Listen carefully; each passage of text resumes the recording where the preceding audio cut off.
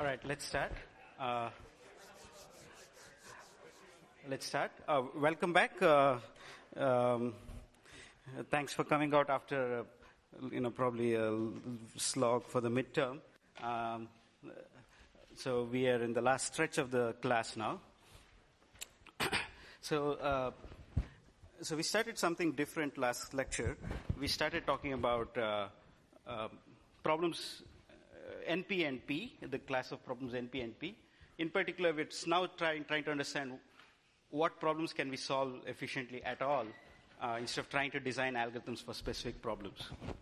So we had these two definitions. I didn't formally define them, but this is sort of the gist. So we have P, which is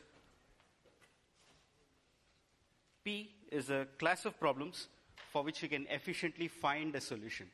So we have a long list of things here, minimum spanning tree, edit distance,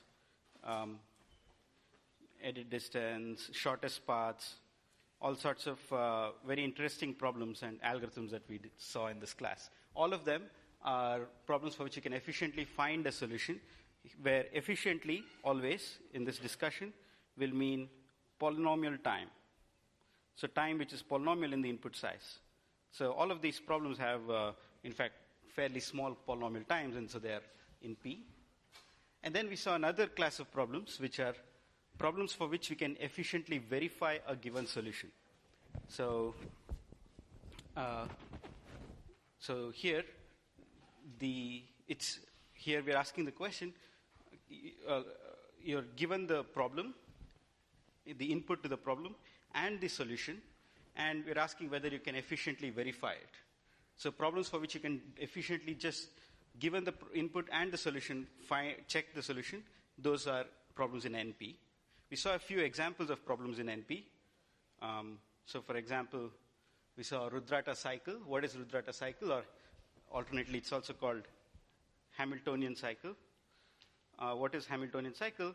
It's just this question of your input is a graph, and the solution you're looking for is a cycle that visits every vertex exactly once. So it's not supposed to repeat any vertex, and it's only supposed to go on the edges of the graph, but it has to visit every vertex exactly once. It's a cycle of length equal to the number of vertices in the graph. Okay? And, Rudrata cycle is in NP. We saw that because essentially, if I write the proof, is just that if I look at the following task, where I've given a graph G equal to V, E, and cycle C, right? Check if cycle C is a Rudrata cycle in G. So this is an easy task. Given the cycle and the graph, checking whether this is a valid solution for this graph is an easy task. I mean, you can solve it in linear time. So therefore, Rudrata cycle is in NP. Okay? So we defined these two classes, NP and P, and we started pondering about the question of, which is sort of probably the most fundamental question in theory of computer science, is whether NP is equal to P. Meaning, is it true that whenever you can check a solution, you can also find a solution? Okay? And we don't know the answer to this question, whether NP is equal to P or not. But today we'll go deeper into the class of NP and understand more about its structure. Any questions at this point? These two definitions are really important to keep in mind. Okay. Are there any questions?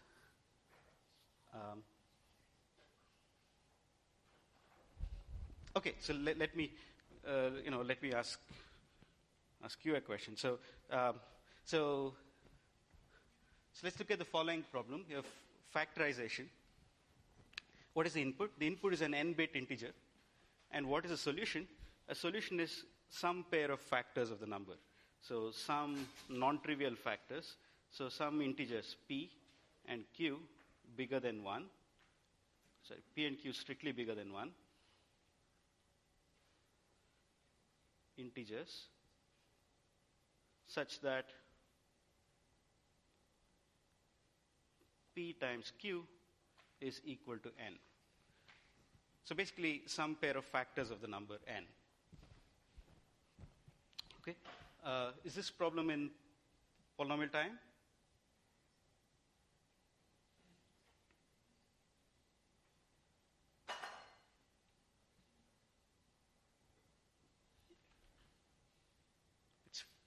It's fine to guess. Yeah.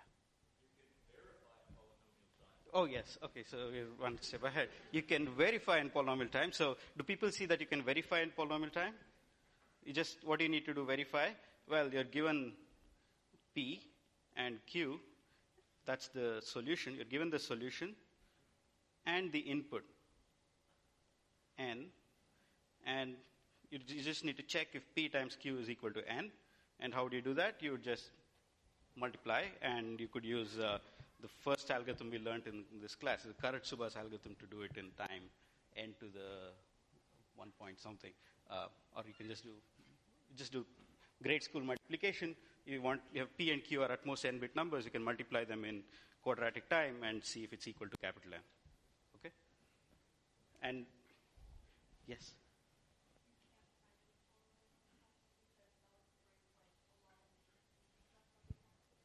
Yes, great. Yeah, that's the answer. Yeah, yes. So this problem is in NP, and we sort of hope that it's not in P. And we believe it's not in P, and this is the general belief. So much so that we have bet all our e-commerce on that belief. Because if you could break factoring, you can actually break RSA. If you can solve factoring efficiently, you can break RSA, and most of the e-commerce is based on RSA. So that would completely break down. So factorization is not in P is a general belief. So that's the, yeah. Okay. So a remark which is sort of a side remark is that you can check that factorization is in pseudo-polynomial time. You can have algorithms that run in time polynomial in capital N. And that's clearly an evidence that a pseudo-polynomial time algorithm is not an efficient algorithm. Right? That's one way to think about it. Okay, so let's move on. So that's another example of NP. So we have all these problems in NP. So the picture right now is we have NP. This is the class of problems, and then we have P, which is a subset of this set. Right, and we have we have MST, shortest paths, things like that here. Then we saw tree coloring, Hamiltonian cycle or Rudrata cycle, TSP, all these problems, and then we also saw others. Factorization, we just saw factorization. In the last class, we saw an example of breaking encryption, or I think what I call it break RSA, or I think break RSA, or break an encryption scheme. There are other problems like finding the Nash equilibrium of a game, right? So Nash equilibrium. There are lots of different NP problems. Okay, so that's the structure we have. The only thing we know right now is P sits inside NP. We want to understand this picture better. So how do we do that? Well, in order to understand this picture better, we want to be able to compare two problems and say which one is easy or hard. Okay? And we want to be able to do this even when we can't solve the problem. Of course, if I give you longest increasing sequence and edit distance, you could say, oh, longest increasing sequence is easy because you can solve it in time less than n squared, but edit distance takes you n squared, and so on. But if I ask you, okay, tell me something about factorization and tree coloring, which is unclear as of now because we don't know algorithms for either of them. But there is a way to talk about this even without you compare the difficulty of problems even without solving them, and that is this very powerful tool of reductions. Okay, so the most basic notation you want to know in reduction is if you have a problem A, this is a definition. You say that a problem A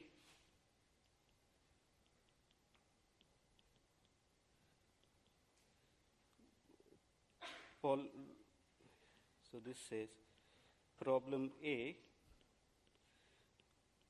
reduces in polynomial time to problem B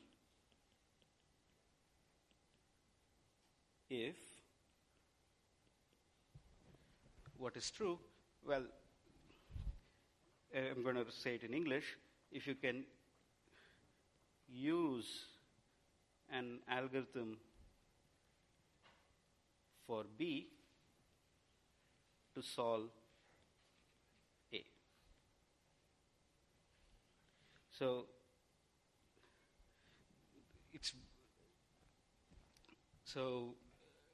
let me give you an example. We've already seen several examples of this. So one example we saw in class is if you take problem A to be maximum matching or just a matching problem. Okay? And if you take problem B to be max flow, right? In this class, we used an algorithm for max flow to solve matching. And so effectively what we did was we reduced matching to max flow.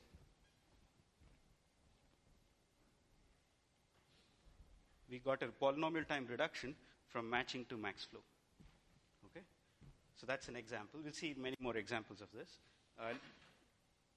So suppose you can do this. If you can use an algorithm to B to solve A, that just means that the problem B is harder than A. Right? What we're saying is if you can solve B, you can also solve A. Therefore, problem B is harder. Okay? So this is the basic tool we'll use to compare problems. So let me formally define this a little bit more. Okay, so let's go back to our. Let me just get this problem.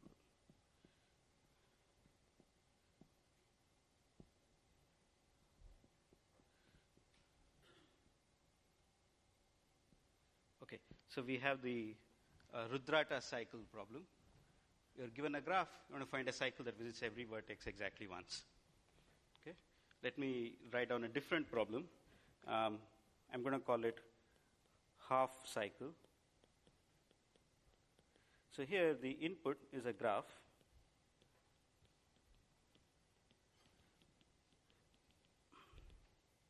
And the solution is find a cycle that visits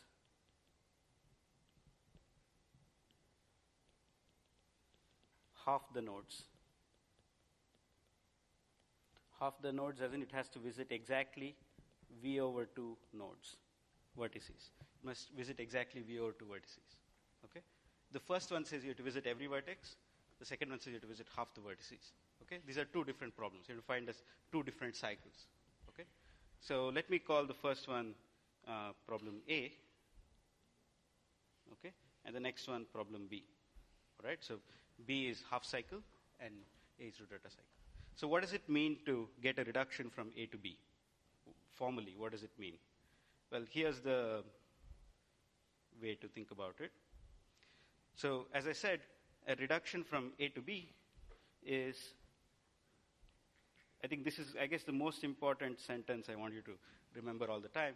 A reduction from A to B means using an algorithm for B to solve A.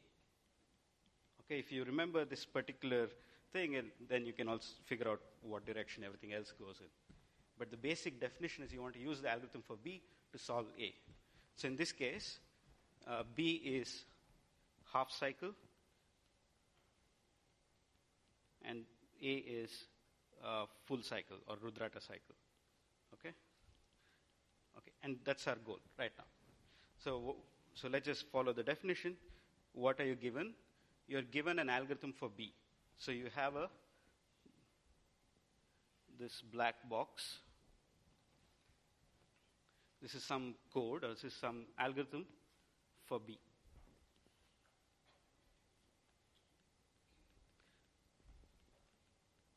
You don't know how it works, but what it does is if you give it an instance of the problem B, it gives you back a solution. Okay? So it takes an instance of problem B and gives you back a solution. Well, it could do one of two things. It could say, yes, there is a solution and give you back the solution, or it could say, no, there is no solution. But that's what algorithm does. Okay, so now what do you have? You have an instance of problem A, meaning you have a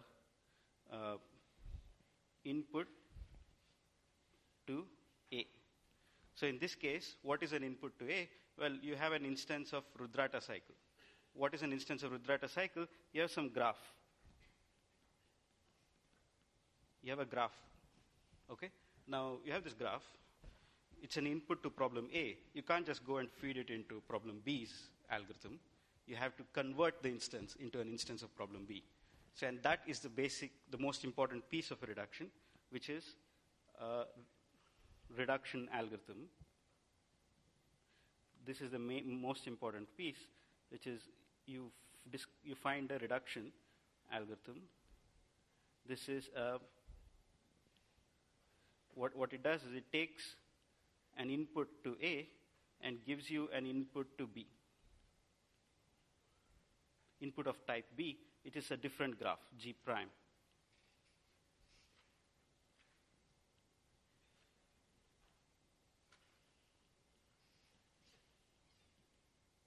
Okay, it's a different graph on a different set of words. It's just some graph on some number of vertices and edges.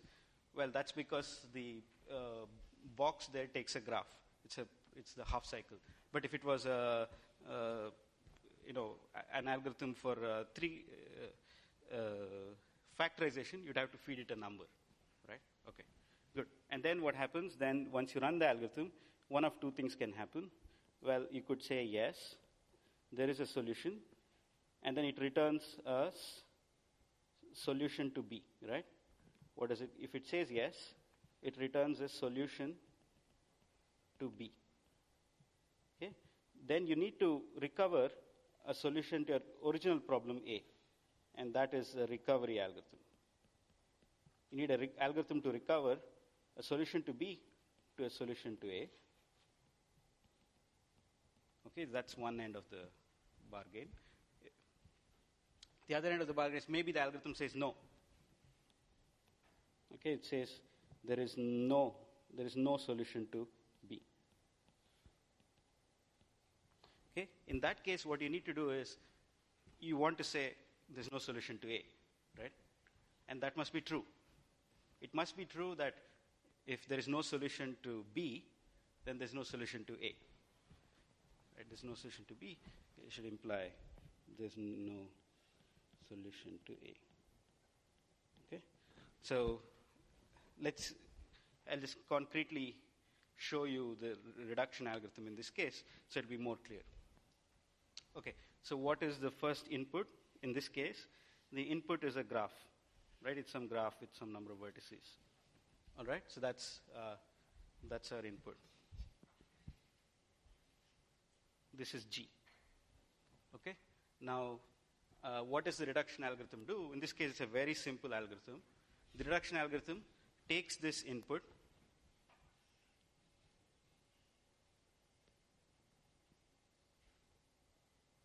it constructs a new graph, which looks like so. It constructs a new graph where, so this is a new graph, let me call it G prime, So how does G prime look like? Well, G prime looks like the original graph and union with n disjoint vertices. N vertices that are not connected to anybody. Okay? So this new graph has twice as many vertices. It has 2n vertices. Okay? Instead of n vertices, it has 2n vertices. And it has n disjoint vertices. So I'm showing you the reduction. Coming up with the reduction, the main thing is to come up with this algorithm. But here I'm just showing you what we're going to do. We're going to take this graph that we had. We're just going to add n vertices to it, which are not connected to anybody. It's a very silly reduction, but that's what it is. So you have a new graph, which has an original graph had a bunch of disjoint vertices. Okay, so now what do? You feed it to algorithm B. What does algorithm B do? Algorithm for B is a algorithm for half cycle.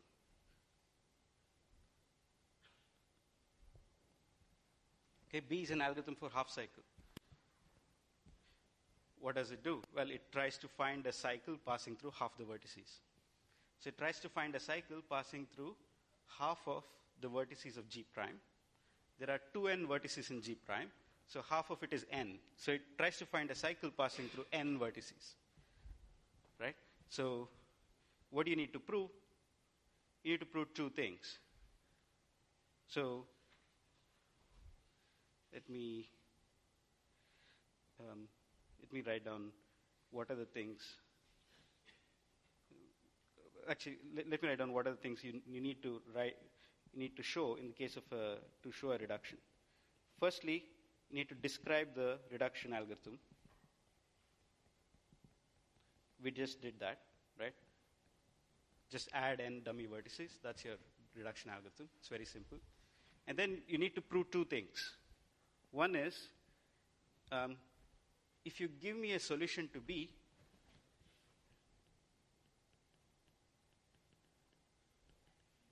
you can get back a solution to A efficiently. Need to prove this. So in this case, what does the algorithm return? It returns a solution to the half cycle problem on G prime. It returns a cycle going through n vertices. And how do you recover a solution back to the original problem?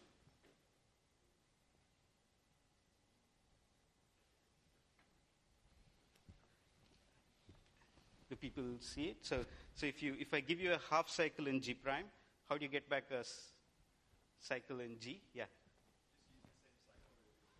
Yeah, just use the same cycle because as you can see, G prime has so many n disjoint vertices.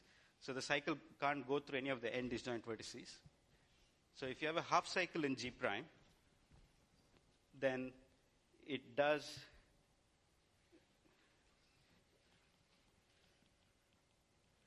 half cycle in G prime, which looks like the graph, and then n disjoint vertices. You want to get back a cycle in G.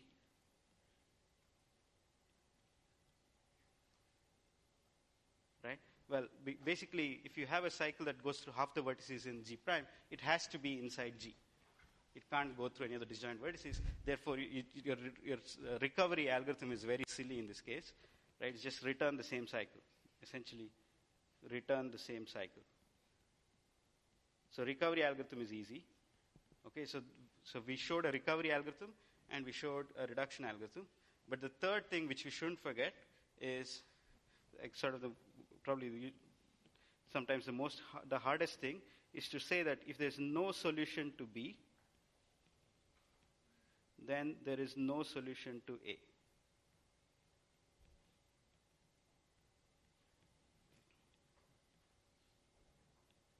You need to prove that if there's no solution to B, meaning if the algorithm outputs no, in fact, there is no solution to A.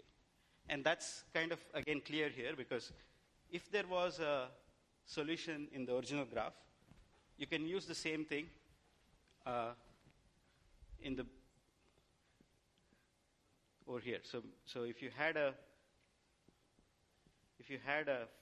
Rudrata cycle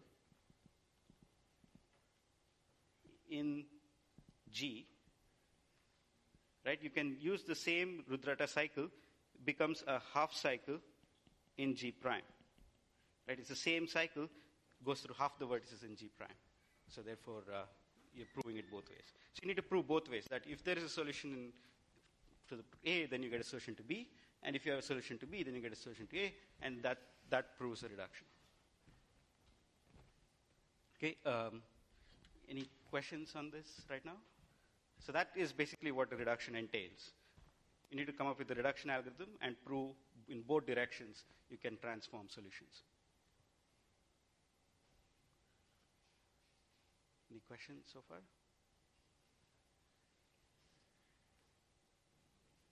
Okay, so that's good. All right. Now we have this technique of reductions. So you can compare two problems without solving either of them. Note that we didn't solve Hamiltonian path, nor did we solve half cycle. Both of them probably are very, very hard problems. Neither of them can be solved. We probably can't solve either of those problems, but we're able to compare them. Okay, and we're able to say that what we just did here, we proved that half cycle is at least as hard as solving Rudrata cycle. Okay, we just proved that half cycle is at least as hard as Rudrata cycle. Okay, and this has its advantages, right? So if you look up on the internet, you'll find Rudrata cycle or Hamiltonian cycle everywhere. People have thought about it for 5 decades now. Nobody has discovered an algorithm. And let's say you're at work and you encounter half cycle and you have to tell your boss why you can't solve that problem. And you can say, look, I found a reduction from Rudrata cycle to half cycle. And Rudrata cycle is a very, very well-known problem which people have thought about. We couldn't find a solution. And half cycle is only harder. So there's probably no efficient algorithm for half cycle, right? So that seems to be a way to sort of justify or give excuses to not solving problems. But basically, we are unable to solve either problem, but we're able to compare them. That's important here. Yeah.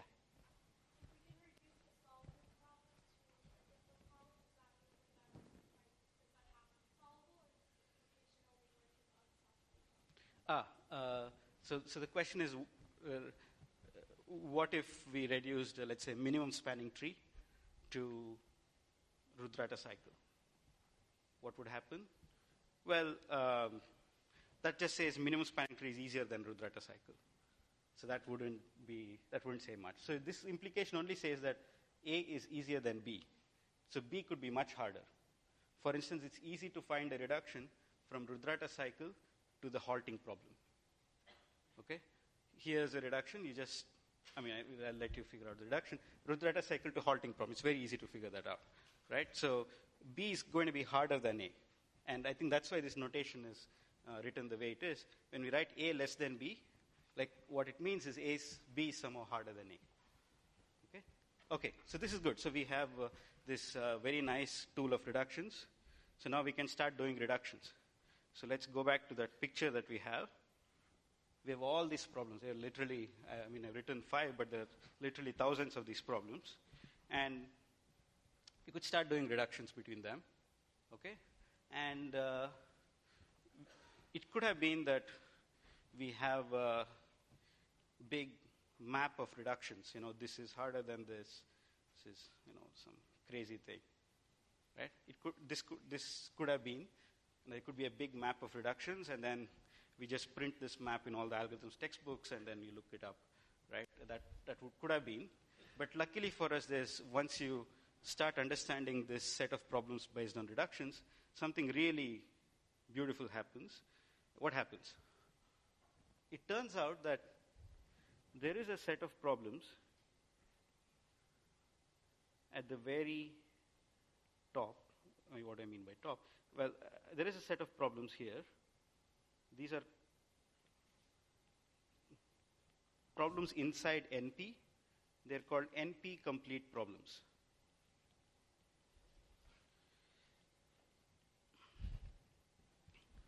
Well, what is true about them is that every problem in NP reduces to any of them.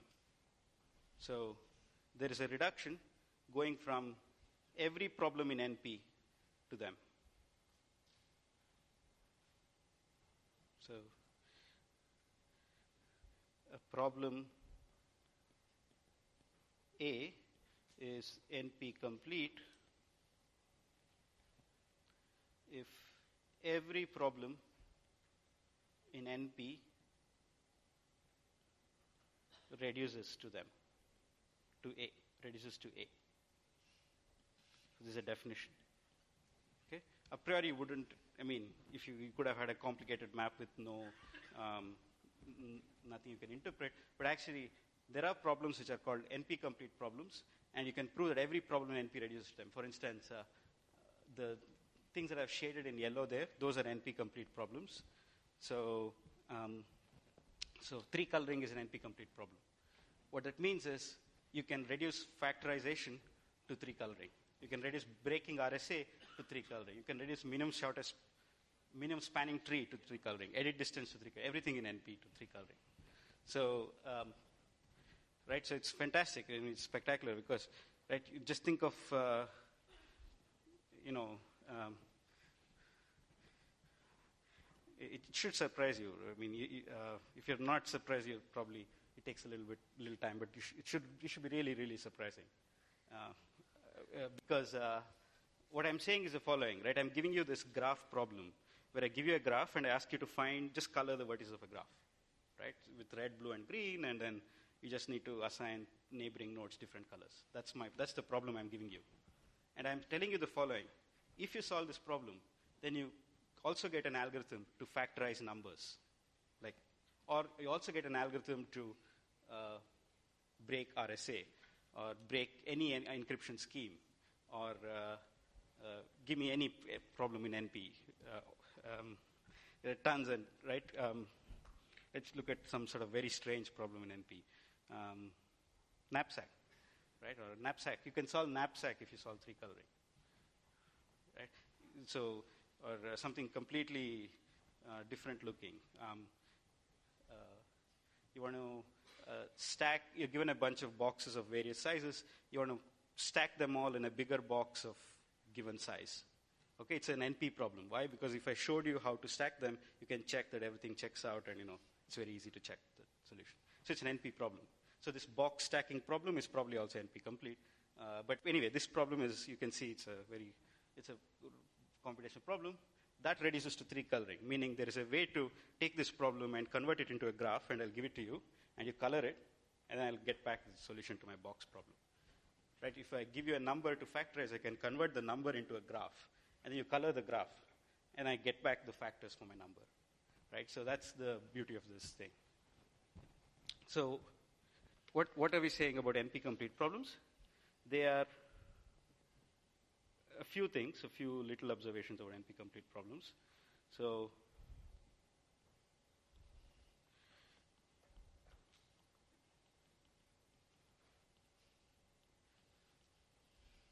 one, all of them are reducible to one another, sort of by definition. Right? If you look at any two NP-complete problems, 3-coloring, and let's say Rudrata cycle.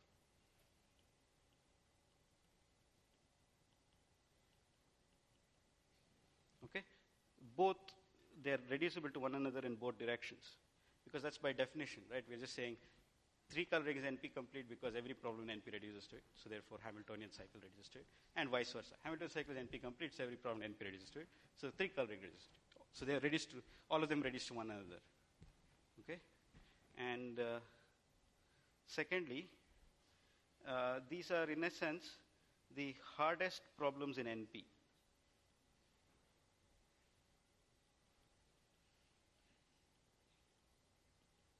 Meaning, a polytime algorithm for one of them gives a polytime algorithm for all of NP.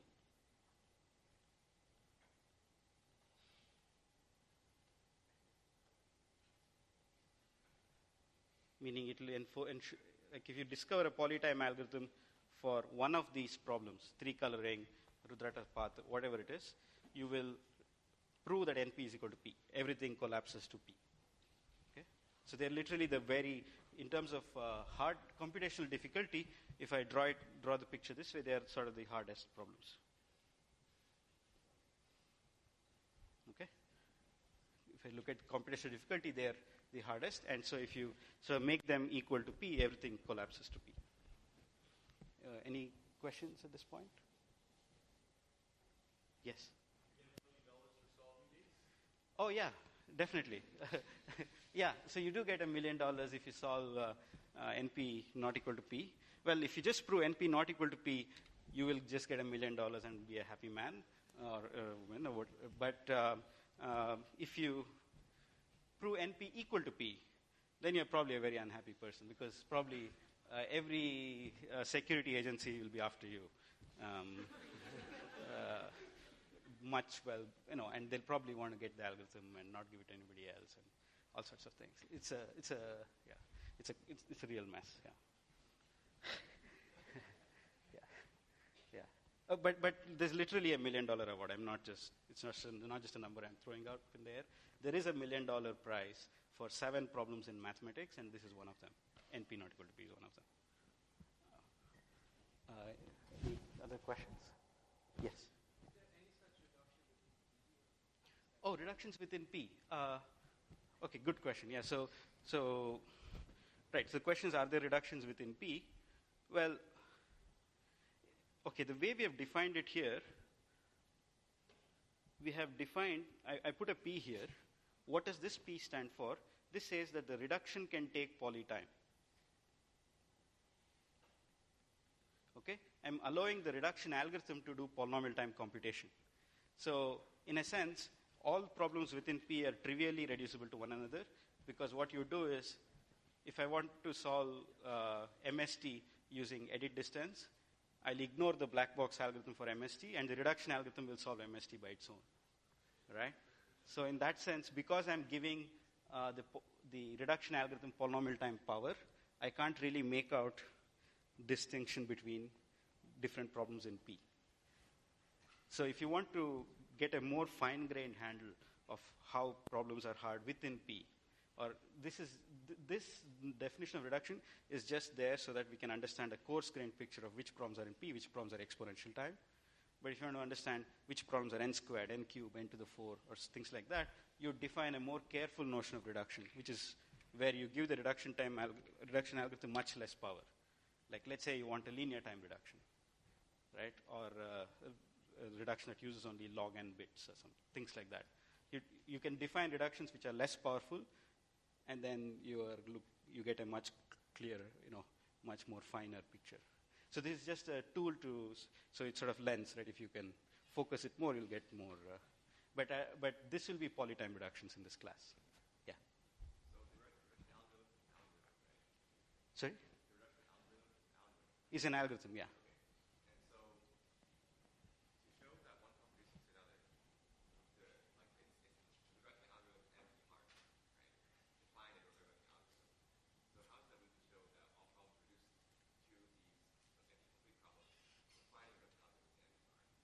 Right, so reduction is an algorithm, but it gets as black box an algorithm for B. Right, so what we did here, both of these are NP-complete problems. We can't solve either of them, but when we were coming up with the reduction, see that basically we are trying to use an algorithm for B to solve A. So it's reduction algorithm is an algorithm that gets an algorithm for B as a black box, something that doesn't exist, right? As a black box, right? It's getting an algorithm that solves half cycle. We're assuming somebody gave it an algorithm for half cycle as a black box. And now we're just going to call it many times, or call it once in this case, to solve your problem. So it's an easier task. Right? We're not really trying to solve half cycle or Rudrata cycle. We cannot. But we're saying, if you give me an algorithm for half cycle, I'm just going to use it as a black box to solve Rudrata cycle.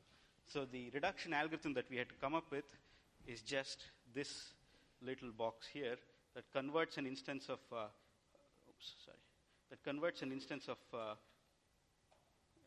Rudrata cycle to half cycle.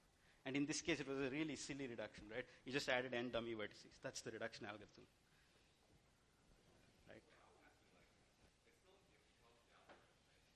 It's still? Yes.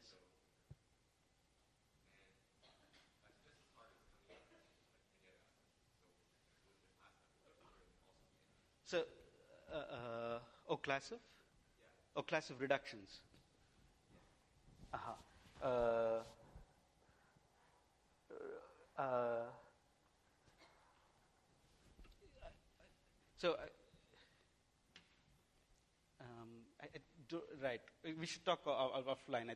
I think the key, the one high-level idea is just that reduction is solving an easier task because it gets an algorithm for the other one as a black box. It's solving a much easier task. But now if you look at the class of all possible reductions, they are class of all possible algorithms. Yes, and therefore there is interactability sitting there too. So here's, for example, a way in which maybe there is a reduction from 3 coloring to minimum spanning tree, right? But we can't prove otherwise, because proving otherwise would mean we are disproving NP equal to P. Right? We know that there's a reduction from minimum spanning tree to 3 coloring. That's easy, right? That's taking an easy problem, making it hard. Right? But I'm asking the reverse question. Is there a reduction from 3 coloring to minimum spanning tree? Well, there could be if 3 coloring was polytime solvable. If 3 coloring was polytime solvable, NP would collapse to P, and everything would be polytime. So you have MST sitting in polytime, 3 coloring sitting in polytime, you can reduce to one another. Right? So if you can prove that there is no reduction from 3 coloring to MST, you're also proving NP is not equal to P. So in that sense, finding reduction algorithm is just as hard. But empirically, it's much easier to do reductions. Right, because just as here, so silly algorithms can do reductions. Any other questions apart from this? Okay, so I think in the next class I'll try to prove that a problem is NP complete, but I'll just set it up this time by just defining a problem, and then we can take off. So here's the problem I want to define. It's the circuit SAT problem. So input, solution. This is a Boolean circuit. So a Boolean circuit C is what? It's a DAG of gates, right? You have I'm just going to draw a circuit. So you have an AND gate which takes 2 inputs, and an OR gate, and an AND gate, and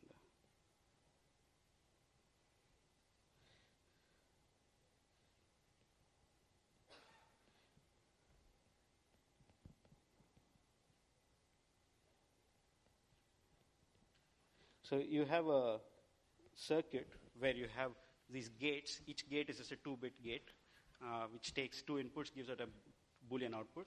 And the gates are either AND or OR. So you're given the circuit, and let's say the circuit has just one output. So it has n Boolean inputs, x1, x2, xn.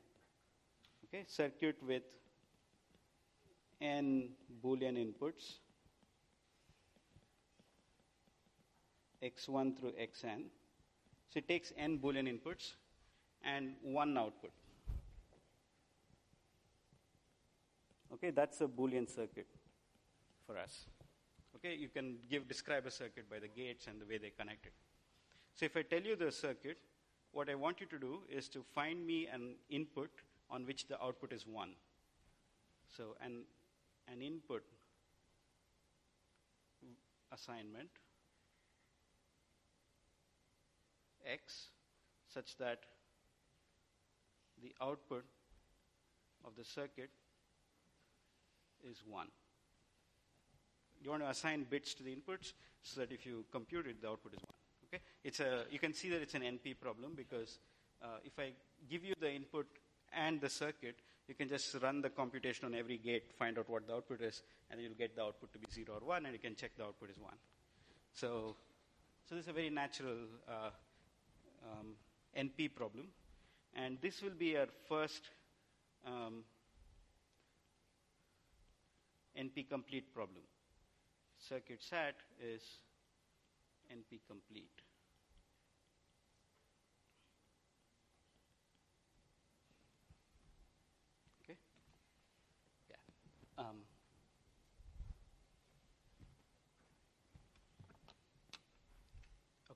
So I don't want to get into the proof of this right now because it's good to do it in one shot.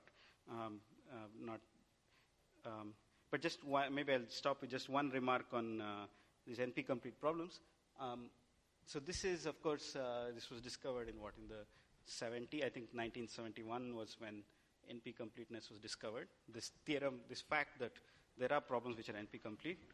And then literally over the next few decades, people discovered NP-complete problems in almost every area of science and computation and math and everywhere. So literally there are compendiums, lists of NP-complete problems, and right now maybe the list probably has thousands or maybe even more of thousands of problems which are NP-complete. And the picture which I want you to sort of keep in mind is, we talk about greedy, DP, LP, and all sorts of algorithmic techniques. These are literally, little regions of tractability in a vast region of intractability. Almost every optimization problem that you can think of, it will become NP-complete very soon, very, very quickly. And it will be hard, and we don't know how to solve it. Almost every optimization. For example, on the midterm we had, well, it was on the edge, but it wasn't really an NP-complete problem. So we had students, pets, and days, right? And then you have to match students and pets with days, right? Now,